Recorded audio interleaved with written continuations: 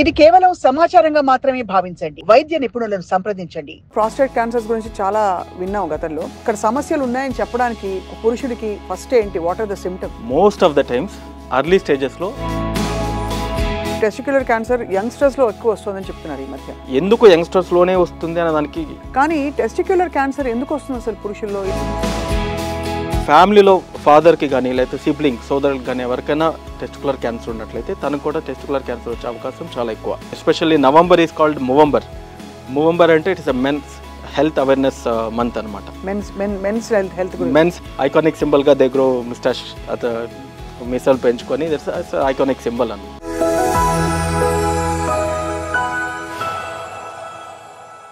Welcome to Sakshi life. Kidney and especially మన యూరాలజీకి సంబంధించిన సమస్యలని ఒక కంట కనిపెట్టుకునే ఉండాలి. ఎందుకంటే అవన్నీ సైలెంట్గా ఎప్పుడు శరీరంలోకి వస్తాయో చెప్పడం కూడా కష్టం.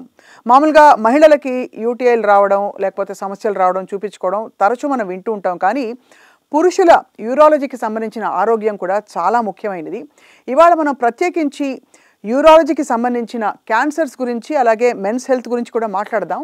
We have with us doctor Rajesh Kumar Reddy Adapala from AINU Banjara hills. And వారితో మాట్లాడి వారు యూరో ఆంకాలజిస్ట్గా స్పెషలైజ్ చేశారు కాబట్టి will talk to him about these issues. Sir, thank you so much for joining us. నమస్తే అండి. నమస్తే అండి. సో యూరో ఆంకాలజీ అంటే జస్ట్ అందరికీ తెలియడానికి సార్ మీ స్కోప్ ఆఫ్ వర్క్ ఏంటి? నా scope of work as a uro oncologist అంటే యూరోలాజికల్ ఆర్గన్స్ కొన్ని ఉంటాయి. అడ్రినల్ గ్లాండ్, కిడ్నీ, బ్లాడర్, దాని తర్వాత కింద భాగంలో ప్రోస్టేట్ ఉంటుంది బ్లాడర్కి కింద, దాని తర్వాత ఎక్స్టర్నల్ జెనిటాలియా, ప్రైవేట్ పార్ట్స్ అంటారు, అండ్ టెస్టిక్యులర్ ఇవన్నీ ఉంటాయి. వీటిలో వచ్చే ఎనీ క్యాన్సర్స్, దీంట్లో ఏమన్నా క్యాన్సర్స్ వస్తే we deal with them. So this is euro oncology. It is upcoming sub speciality in various parts of India across the globe. మామూలుగా prostate cancers గురించి చాలా విన్నాం గతంలో. కానీ యాక్చువల్గా సార్ ఇక్కడ సమస్యలు ఉన్నాయని చెప్పడానికి పురుషుడికి ఫస్ట్ ఏంటి, what are the symptoms? Prostate cancer in specific మీరు అడిగినట్లయితే most of the times early స్టేజెస్లో అసలు ఏమీ సిమ్టమ్స్ ఉండవు. తెలీదు. అవును. సో ఎలా తెలుసుకోవాలి అంటే there is a screening, prostate screening అంటారు. So PSA test, prostate specific antigen అంటారు. సో 50 సంవత్సరాల తర్వాత లేదు ఫ్యామిలీ హిస్టరీలో ఎవరికైనా క్యాన్సర్, ఫ్యామిలీలో ఎవరికైనా ప్రాస్టేట్ క్యాన్సర్ ఉందనుకోండి, 45 ఇయర్స్కే యూరాలజిస్ట్ని సంప్రదించి వాళ్ళు ఒక బ్లడ్ టెస్ట్ చేస్తారు. That is a prostate specific antigen PSA. అది కానీ కొంచెం దాంట్లో ఎక్కువైనట్లయితే then will proceed with MRI, PET scan ఇట్లా చేస్తామన్నమాట. అలా డయాగ్నోస్ అవుతుంది మోస్ట్ ఆఫ్ ద టైమ్స్. మనకి ప్రాస్టేట్ వల్ల సిమ్టమ్స్ వచ్చి తర్వాత డయాగ్నోస్ అయ్యేటప్పటికి లేట్ అయిపోవచ్చు. అండ్ కొందరులో ఏమవుతుందంటే age related enlargement of the prostate కూడా జరుగుతుంది. ఒక వృద్ధాప్యం వచ్చిన తర్వాత ప్రాస్టేట్ హార్మోనల్ ఇంబ్యాలెన్స్ వల్ల కొంచెం పెరగడం మొదలవుతుంది. దానివల్ల కూడా యూరినరీ సిమ్టమ్స్ వస్తాయి. సో చాలామంది ఏమనుకుంటారంటే బికాస్ ఆఫ్ దట్ నాకు ఏజ్ రిలేటెడ్ సిమ్టమ్స్ ఇవే అని చెప్పి అనుకుంటారు. 90% అదే కావచ్చు, కానీ 10% క్యాన్సర్ ఉండొచ్చు, చెప్పలేము. Oh my god. అవును. ఇవి కాకుండా ఇంకేం క్యాన్సర్స్ వస్తాయి సార్? అడ్రినల్ గ్లాండ్లో అడ్రినల్ క్యాన్సర్స్ రావచ్చు, కిడ్నీ క్యాన్సర్ రావచ్చు. Where is adrenal gland located? కిడ్నీకి పైన అంటారు, తెలుగులో దాన్ని అధివృక్ర గ్రంథి అంటారు. సూప్రారీనల్ గ్లాండ్ కిడ్నీకి జస్ట్ పైన ఒక క్యాప్ లాగా ఉంటుంది. So that is adrenal. దాంట్లో వచ్చిన ట్యూమర్స్ రావచ్చు, కిడ్నీలో ట్యూమర్స్ రావచ్చు. ఆ తర్వాత యూరినరీ బ్లాడర్, ఎక్కడైతే యూరిన్ స్టోర్ అవుతుందో దాంట్లో క్యాన్సర్స్ రావచ్చు. టెస్టిక్యులర్ క్యాన్సర్ రావచ్చు. మీకు కొన్ని ఇంపార్టెంట్ థింగ్స్ చెప్తాను. యంగ్ అడల్ట్స్లో అండ్ అడాలసెంట్ మెన్లో మోస్ట్ కామన్ క్యాన్సర్ ఏది అంటే టెస్టిక్యులర్ క్యాన్సర్. చాలామందికి తెలియదు అసలు విషయం. And after 50 years second most common cancer ఏంటంటే ప్రాస్టేట్ క్యాన్సర్. లంగ్ క్యాన్సర్ కొంచెం లీడింగ్లో ఉంది, but nowadays with the awareness about the smoking కానీ టొబాకో కన్జంప్షన్ కానీ దానికంటే ప్రాస్టేట్ ఇంకొంచెం స్క్రీనింగ్ ప్రోగ్రామ్స్ కరెక్ట్గా చేస్తే దానికంటే ఖచ్చితంగా ఎక్కువ ఉంటుంది. కానీ ఎందుకో సార్ లంగ్ క్యాన్సర్ ఒకటి, తర్వాత విమెన్లో కొన్ని రకాల క్యాన్సర్స్ని అరికట్టవచ్చు, పసిగట్టవచ్చు. కానీ టెస్టిక్యులర్ క్యాన్సర్ ఎందుకు వస్తుంది అసలు పురుషుల్లో? Is it like any other cancer, ఇడియోపాథిక్గా వస్తుందా? అది చెప్పలేదు. Most common cause of the cancer ఎక్కడైనా కానీ ఇడియోపాథిక్ అంటారు. మనకి అసలు కరెక్ట్ రీజన్ తెలియదు. కాకపోతే ఎస్పెషల్లీ టెస్టిక్యులర్ క్యాన్సర్ని గమనించినట్లయితే ఫ్యామిలీలో ఫాదర్కి కానీ లేకపోతే సిబ్లింగ్ సోదరులకు కానీ ఎవరికైనా టెస్టిక్యులర్ క్యాన్సర్ ఉన్నట్లయితే తనకు కూడా టెస్టిక్యులర్ క్యాన్సర్ వచ్చే అవకాశం చాలా ఎక్కువ. ఆ తర్వాత మామూలుగా టెస్టిస్ ఇస్ అబ్డామినల్ ఆర్గాన్, పొట్ట లోపల ఎంబ్రియోలో ఫీటస్లో లోపల ఉంటుంది. తర్వాత ఏజ్ పెరిగే కొద్దీ కిందకి స్లైడ్ అవుతుంది అనమాట. సో అలా కాకుండా అప్పుడప్పుడు అరెస్ట్ అయిపోతుంటుంది లోపల, అన్డిసెండెడ్ టెస్టిస్ అంటారు. లోపల అరెస్ట్ అయినప్పుడు ఆ ఎన్విరాన్మెంట్కి ఆ టెస్టికులర్ క్యాన్సర్స్లో ఎప్పుడు జర్మ్ సెల్స్ ఉంటారు, దాని నుంచి ఆ స్పర్మటోజ్ అవన్నీ ప్రొడ్యూస్ అవుతాయి కదా, సో అవన్నీ క్యాన్సర్గా తిరగబడిపోతాయి, ఆ మ్యూటేషన్స్ వచ్చేస్తాయి, దానివల్ల టెస్టికులర్ క్యాన్సర్ రావచ్చు. సో అప్పుడప్పుడు కొందరికి టెస్టిస్ యొక్క పరిమాణం తక్కువగా ఉండడము, ఆ తర్వాత దాంట్ లోపల స్పర్మటోజో ప్రొడ్యూస్ చేసే శక్తి తక్కువగా ఉండడము, ఇన్ఫర్టిలిటీ అంటారు. ఇట్లాంటి వాళ్ళలో కూడా కొంచెం టెస్టికులర్ క్యాన్సర్ ఎక్కువ వచ్చే అవకాశాలు ఉన్నాయి. బట్ ఇన్ జనరల్ మీరు చెప్పినట్లు idiopathic is the most common cause. కాబట్టి ప్రతి ఒక్కరు there is something called testicular screening, like మామూలుగా self examination, breast self examination లాగా టెస్టికులర్ సెల్ఫ్ ఎగ్జామినేషన్ కూడా ఉంది, కానీ చాలామందికి తెలియదు. సో మంత్లీ ఒకసారి నెలకు ఒకసారి స్నానం చేసిన తర్వాత you need to palpate your testis and see whether there are any lumps and bumps, any swellings, ఏమన్నా డౌట్ వచ్చినట్లయితే ఒకసారి వచ్చి చూపించుకుంటే బాగుంటుంది. చాలా మంచి విషయం ఏంటంటే ఈ టెస్టికులర్ క్యాన్సర్ కానీ ప్రాస్టేట్ క్యాన్సర్ కానీ అర్లీ స్టేజెస్లో తెలిస్తే క్యూర్ అనేది పాసిబుల్. మామూలుగా క్యాన్సర్ కానీ క్యూర్ ఉండదని చెప్పి మాట్లాడేస్తారు.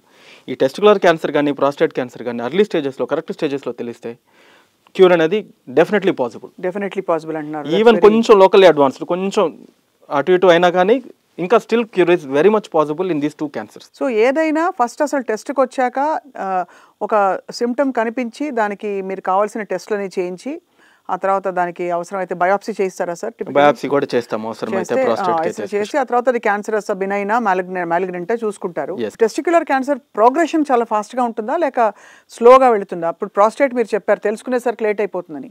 మామూలుగా టెస్టికులర్ క్యాన్సర్ వచ్చేసి ఇది ఏ క్యాన్సర్ అయినా కానీ ఇనీషియల్గా స్లోగానే మొదలవుతుంది. ఫర్ ఎగ్జాంపుల్ ఇప్పుడు ఏదైనా కానీ there is something called linear growth, ఇంకొకటి వచ్చేసి ఎక్స్పోనెన్షియల్ గ్రోత్. లీనియర్ గ్రోత్ అంటే 1 నుంచి 2 అవడం, 2 నుంచి 3 అవడం, 3 నుంచి 4 అవడం. కానీ ఎక్స్పోనెన్షియల్ గ్రోత్ అంటే 1 నుంచి 2 అవుతాయి, తర్వాత 3 ఉండదు, 2 నుంచి 4 అవుతాయి, 4 నుంచి 8 అవుతాయి, మధ్యలో 5, 6, 7 ఉండవు. సో క్యాన్సర్ ఎప్పుడు ఎక్స్పోనెన్షియల్ గ్రోత్ ఉంటుంది. ఒక క్యాన్సర్ సెల్ కానీ ఏమన్నా పుట్టితే అది 2గా డివైడ్ అవుతుంది, 2 4 అవుతుంది, 4 8 అవుతుంది. అలాగా చాలా ఫాస్ట్గా గ్రో అయిపోతుంది. పెద్దదే కొద్దీ చాలా ఫాస్ట్గా గ్రో అయిపోతుంది అనమాట. అది ఎప్పుడు సడన్గా స్ప్రెడ్ అయిపోతుందో తెలియదు. ఒక్కసారి కానీ ఆ లింఫాటిక్ వెజల్స్ కానీ బ్లడ్ వెజల్స్లోకి వెళ్ళిందంటే సర్క్యులేటింగ్ ట్యూమర్ సెల్స్ అన్న విత్తనాలాగా తిరుగుతూ ఉంటాయి బ్లడ్ సర్క్యులేషన్లో. ఎక్కడైనా ఫర్టైల్ ఏరియాస్ లైక్ లంగ్ కానీ బ్రెయిన్ కానీ లివర్ కానీ ఎక్కడ దొరికిందంటే అక్కడ సీడ్ అయిపోతాయి, ఇంప్లాంట్ అయిపోయి అక్కడి నుంచి వస్తాయి. ఇన్ జనరల్ పోలిస్తే మిగతా క్యాన్సర్స్తో పోలిస్తే టెస్టికులర్ క్యాన్సర్ కానీ ప్రాస్టేట్ క్యాన్సర్ కానీ వెరీ స్లో గ్రోయింగ్ ఉంటుంది. అఫ్కోర్స్ దాంట్లో మళ్ళీ గ్రేడ్స్ ఉంటాయి, గ్రేడ్ 1, గ్రేడ్ 2, గ్రేడ్ 3 అంటారు. తక్కువ గ్రేడ్స్లో ఉండేవి చాలా స్లోగా ఉంటాయి, హయ్యర్ గ్రేడ్స్ ఉన్నవి తొందరగా స్ప్రెడ్ అయిపోతుంది. సో వీటన్నిటికీ most important step diagnosis, early diagnosis, earlier the better, that is the మంత్ర. అన్ని క్యాన్సర్స్కి మామూలుగా లైఫ్ స్టైల్తో ముడిపెట్టి లైఫ్ స్టైల్స్ వల్ల కార్సినోజెనిక్ ఫుడ్స్ తినడం వల్ల లేకపోతే రేడియేషన్ రకరకాల చెప్తారు కదా సార్. ఈ పర్టికులర్ యూరాలజీ వ్యవస్థలో ఉండే క్యాన్సర్స్కి మనం ఇప్పటికి కూడా ఏమి ఫలానా అలవాట్లు ఇలా ఉంటే బాగుంటే, ఫర్ ఎగ్జాంపుల్ ఎక్కువ నీళ్లు తాగితే మంచిది, అలా ఏమి చెప్పలేవా సార్? ఉన్నాయి, డెఫినెట్లీ ఉన్నాయి. ఫర్ ఎగ్జాంపుల్ కిడ్నీ క్యాన్సర్ కానీ బ్లాడర్ క్యాన్సర్ కానీ ఎక్కువగా స్మోక్ చేసే వాళ్ళకి tobacco consumption in any form, అంటే స్మోకింగ్ కానీ ఆ పొగాకు నమలడం కానీ లేకపోతే ప్యాసివ్ స్మోకింగ్ అయినా ఎక్కువ స్మోక్ చేస్తుంటే పక్కన ఎక్కువ రోజులు సంవత్సరాల తరబడి అట్లా కూర్చున్నా కానీ వాళ్ళకైనా కానీ ఇట్లాగ టొబాకో కన్సంప్షన్ అనేది most important reason for kidney cancer కానీ బ్లాడర్ క్యాన్సర్ కానీ. ఆ నికోటిన్ లోపలికి వెళ్ళిపోయి కార్సినోజన్గా మారిపోతుంది అన్నమాట. రైట్, దట్స్ అ కార్సినోజన్, ఒక క్యాన్సర్ సెల్స్గా మారిపోతాయి మామూలు సెల్స్ కూడా. తర్వాత రెండో విషయం వచ్చేసి ఈ మధ్య రీసెంట్గా వచ్చేసి మెటబాలిక్ సిండ్రోమ్ అంటారు. మెటబాలిక్ సిండ్రోమ్ అంటే ఒక గ్రూప్ ఆఫ్ డిజార్డర్స్ అనమాట. బీపీ, షుగర్ ఎక్కువ ఉండడం, బీపీ ఎక్కువ ఉండడము, కొలెస్ట్రాల్ ఎక్కువ ఉండడము, అధిక బరువు అన్నీ ఎక్కువ ఉండడం, ఈ 4 కలిపి ఉంటాయి చాలామందికి. That is called metabolic syndrome. ఈ మెటబాలిక్ సిండ్రోమ్ అనేది ఇప్పుడుండే ఈరాలో అది చాలా కామన్గా తెలుస్తుంది అనమాట. That is one of the most common reason for cancers. And prostate cancer కానీ కిడ్నీ క్యాన్సర్ కానీ అట్లాంటి వాటి వల్ల రావచ్చు. There are some modifiable causes అంటారు. మాడిఫైయబుల్ అంటే మీరు దాన్ని తీసుకోకపోతే మీకు క్యాన్సర్ వచ్చే అవకాశాలు తగ్గుతాయి. ఫర్ ఎగ్జాంపుల్ ఇప్పుడు స్మోకింగ్ ఆపేస్తే తగ్గుతుంది, మంచిగా హెల్దీ లైఫ్ స్టైల్, మంచిగా యాంటీ ఆక్సిడెంట్స్ ఎక్కువ ఉండే ఫుడ్ తీసుకోవడం, టైంకి తినడం, మంచిగా నిద్రపోవడం, తర్వాత రెగ్యులర్ హెల్త్ చెకప్ అంతా చేసి దీస్ ఆర్ మాడిఫైయబుల్ ఫ్యాక్టర్స్ అనమాట. ఇవి మంచిగా చేసుకుంటే క్యాన్సర్ రాకుండా చేసుకోవచ్చు. తర్వాత ఒకళ్ళు వచ్చినా కానీ త్వరగా డిటెక్ట్ చేసుకొని క్యూర్ ఈజ్ పాసిబుల్ అని. ఈ టెస్టిక్యులర్ క్యాన్సర్ యంగ్స్టర్స్లో ఎక్కువ వస్తుందని చెప్తున్నారు ఈ మధ్య. కారణం ఏంటి సార్? అండ్ ఆ తర్వాత does it affect their life? యంగ్స్టర్స్లో ఏమవుతుందంటే ఆ తర్వాత కూడా యంగ్స్టర్స్లో ఎందుకు యంగ్స్టర్స్లోనే వస్తుంది అనే దానికి ఇంకా తెలియదు. కాకపోతే ఆ జర్మ్ సెల్స్ అంటారు, ఆ టెస్టిస్లో డివైడ్ అవుతాయి కదా, స్పర్మటోజోవా, అప్పుడే మొదలవుతుంది అనమాట. సో అందుకని అప్పుడే బయటపడతాయి ఇవన్నీ. సో అందుకని యంగ్స్టర్స్లో త్వరగా తెలుస్తుంది అనమాట టెస్టికులర్. తెలిసిన తర్వాత సపోజ్ ఒక క్యాన్సర్ ట్రీట్మెంట్ తీసుకుని అంతా రికవర్ అయిపోయిన తర్వాత వాళ్ళ లైఫ్ ఎఫెక్ట్ అవుతుందా sir? So most of the times ఆ టెస్టికులర్ క్యాన్సర్ వచ్చినప్పుడు ఆ వన్ టెస్టిస్ తీసేయాల్సి వస్తుంది. లక్కీగా ఇంకొక టెస్టిస్ ఉన్నా సరిపోతుంది, వాళ్ళ రీప్రొడక్షన్కి సరిపోతుంది. అది హెల్దీగా ఉంటే సరిపోతుంది. ఒకవేళ అది హెల్దీ లేదు అనుకుంటే మ్యాక్సిమం ట్రై చేస్తాం టెస్టికులర్ స్పేరింగ్ సర్జరీ అని, ఒక్క పార్ట్ మాత్రమే తీయడానికి ట్రై చేస్తాం. అది హెల్దీ ఉందంటే మొత్తం తీసేస్తాము. తర్వాత ఫాలోఅప్లో ఉంటారనమాట. అవసరమైతే కొందరికి కీమోథెరపీ ఇట్లాంటివి ఇస్తాము, కొందరికి అవసరమైతే ఇక్కడ టెస్టిస్ నుంచి అబ్డామిన్లోకి స్ప్రెడ్ అవుతుందన్నమాట. సో లోపల ఆ లింఫ్ నోట్స్ అన్ని తీస్తాము, దట్ ఈస్ కాల్డ్ ఆర్పిఎల్ అంటే రిట్రోపెరిటోనియల్ లింఫ్ నోడ్ డిసెక్షన్ అంటారు. ఇవన్నీ చేసిన తర్వాత వాళ్ళని ఫాలోఅప్లో ఉంచుతామన్నమాట. ఆ తర్వాత మోస్ట్ ఆఫ్ ద టైమ్స్ మంచిగానే ఉంటారు, నథింగ్ టు వరీ. ఈ ట్రీట్మెంట్ ప్రోటోకాల్స్లో సార్ టెస్టిక్యులర్ అండ్ ప్రాస్టేట్ క్యాన్సర్స్కి వీటికి surgery is the only option most of the time అంటారు కదా, ఆర్ కీమోథెరపీతో కూడా రేడియేషన్తో కూడా నడిచిపోతుందా? అంటే depends on the type of the cancer అనమాట. For example there are 2 types. ఒకటి వచ్చేసి non seminomatous germ cell tumour, ఇంకోటి వచ్చేసి సెమినోమాటస్ జెమ్ సెల్ ట్యూమర్. ఏ దానికైనా కానీ సర్జరీ చేసి ఆ టెస్టిస్ తీయడం అనేది కంపల్సరీ. అది తీసిన తర్వాత వాళ్ళు కన్ఫర్మ్ చేస్తారు cancer, what type of cancer ఉందని కన్ఫర్మ్ చేస్తారు. ఆ తర్వాత ఏ గ్రేడ్లో ఉంది, ఏ స్టేజ్లో ఉంది తెలుస్తుంది. దాన్ని బట్టి తర్వాత కీమోథెరపీ అనేది ఇస్తాము. చాలా వండర్ఫుల్ డ్రగ్స్ వచ్చాయి కీమోథెరపీతో, అట్లా మెల్ట్ అయిపోతున్నాయి ఈ మధ్య క్యాన్సర్స్ అని. సో కీమోథెరపీ ఇస్తారు, ఎస్పెషల్లీ టెస్టికులర్ క్యాన్సర్. టిస్ప్లాటిన్ అని it was invented way back in 1990 నుంచి 2000 మధ్యలో. 2000 తర్వాత ప్రాక్టీస్లోకి వచ్చింది అనమాట మంచిగా టెస్టికులర్ క్యాన్సర్కి. అది కనిపెట్టిన తర్వాత చాలామందికి క్యూర్ ఇస్ పాసిబుల్ అనమాట. సో ఆ తర్వాత సెమినోమాటస్ అయితే కొందరికి రేడియోథెరపీ ఇస్తాము, most of the times chemotherapy ఇస్తాము. Which is the hardest sir on the శరీరంపై ఎక్కువ ఎఫెక్ట్ చూపించేది కీమోథెరపీయా, సర్జరీయా, లేక radiation, or is it very difficult to say? అంటే డిపెండ్స్, మొత్తం బాడీ అంతా ఎఫెక్ట్ వచ్చేసేది కీమోథెరపీ, ఎందుకంటే బ్లడ్లోకి వెళ్ళిపోతుంది కాబట్టి. అది సర్జరీ అంటే ఆ పర్టికులర్ పార్ట్ మాత్రమే ఎఫెక్ట్ అవుతుంది, రేడియేషన్ అనగా నా పర్టికులర్ పార్ట్ మాత్రమే ఎఫెక్ట్ అవుతుంది. మామూలుగా సార్ క్యాన్సర్ మల్టిప్లై అవుతున్న సెల్స్ని కీమోథెరపీతో మీరు అరెస్ట్ చేస్తారు, అది మళ్ళీ ఆ లక్షణం, ఆ గుణం బాడీలో లేకుండా ఉండడానికి ఏం చేస్తారు? దానికి కొద్ది రోజులకి ఆ క్యాన్సర్ యొక్క కీమోథెరపీ యొక్క ఎఫెక్ట్ తగ్గిపోతుంది. సో దానికి మధ్యలో ఏం చేస్తారు, అది ఆ ఎఫెక్ట్ తగ్గేంత వరకు మేము ఇమ్యూన్ బూస్టర్స్ అంటారు, ఫిల్గాస్ట్రిమ్ అని కొన్ని ఇంజెక్షన్స్ ఉన్నాయి. ఆ బూస్టర్స్ ఇచ్చిన తర్వాత మళ్ళీ ఆ సెల్స్ అనేది ప్రొడ్యూస్ అవుతాయి అనమాట. ఓకే, సో బేసికలీ బాడీని మళ్ళీ క్యాన్సర్ సెల్స్ ప్రొడ్యూస్ చేయనివ్వకుండా కూడా ప్యారలల్లీ క్యాన్సర్ సెల్స్ అని అడుగుతున్నారు. అవును సార్, నేను మామూలుగా రక్త కణాలు తగ్గిపోతాయి అనమాట. రక్త కణాలు తగ్గుతాయి, బట్ క్యాన్సరస్ గా ఉంది లోపల కాబట్టే కదా క్యాన్సర్ని ప్రివెంట్ చేయడం. క్యాన్సర్ని ఒకసారి ఉండే క్యాన్సర్ని చంపేసేయాలి ఫస్ట్ టార్గెట్. సెకండ్ వచ్చేసి మళ్ళీ క్యాన్సర్ పుట్టకుండా చూసుకోవాలి. ఒకవేళ పుట్టినా కానీ దాన్ని త్వరగా డిటెక్ట్ చేయాలి. సో ఉండే క్యాన్సర్ని ఆ రేడియోథెరపీ ద్వారా కానీ, సర్జరీ ద్వారా కానీ, కీమోథెరపీ ద్వారా కానీ ఉండే క్యాన్సర్ని నయం చేస్తాము. ఆ తర్వాత patient will be kept under surveillance, follow up మీద ఉంచుతామన్నమాట. తర్వాత వాళ్ళకి లైఫ్ స్టైల్ చేంజెస్ చెప్తాము, మంచిగా ఎక్సర్సైజ్ చేయాలి, స్మోకింగ్ అవాయిడ్ చేయాలి, మంచి ఫుడ్ ఏం తీసుకోవాలి అన్నీ చెప్తామన్నమాట. దీనివల్ల మ్యాక్సిమం ప్రివెంట్ చేయొచ్చు. కొందరికి ఆల్రెడీ చేయి దాటిపోతుంది అనమాట, ప్రివెంట్ చేయలేదు, ఇవి స్టాప్ చేసిన. ఫర్ ఎగ్జాంపుల్ స్మోకింగ్ ఈరోజు స్టాప్ చేస్తే 10 years తర్వాత only 10 to 20% of the smoking effect పోతుంది అనమాట, ఇఫ్ ఈజ్ క్రానిక్ స్మోకర్ అయితే. సో అలాంటి వాళ్ళకి ఏం చేయలేము, మళ్ళీ తిరగబెట్టడం అనేది జరుగుతుంటుంది. వాళ్ళకి ఒకవేళ అలా పెట్టినప్పుడు తొందరగా డయాగ్నోస్ చేస్తే ఎక్కువ డ్యామేజ్ కాకుండా ట్రీట్మెంట్ చేసేయచ్చు. సో ఓవరాల్గా అయితే సార్ ఏ క్యాన్సర్ అయినా it's a terrible thing, and especially పురుషుల ఈ యూరాలజీకి సంబంధించిన ఇవన్నీ కూడా ముఖ్యంగా it causes a lot of issue, because ఇది డిటెక్ట్ చేయడం చాలా లేట్ అయిపోతుంది, అండ్ మన యాన్యువల్ ఫిజికల్లో వెళ్ళి చేయించుకునే టెస్ట్లు కావు ఇవన్నీ.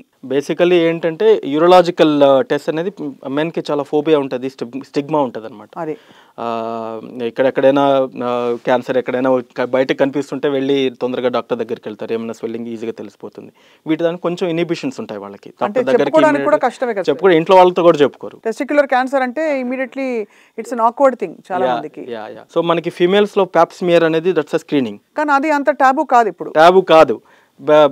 ది బ్రెస్ట్ సెల్ఫ్ ఎగ్జామినేషన్ కానీ, మ్యామోగ్రఫీ అనేది కానీ, బ్రెస్ట్ అల్ట్రాసౌండ్ అనేది కానీ బ్రెస్ట్ క్యాన్సర్కి అది మామూలుగా స్క్రీనింగ్స్ అట్లా జరిగిపోతున్నాయి.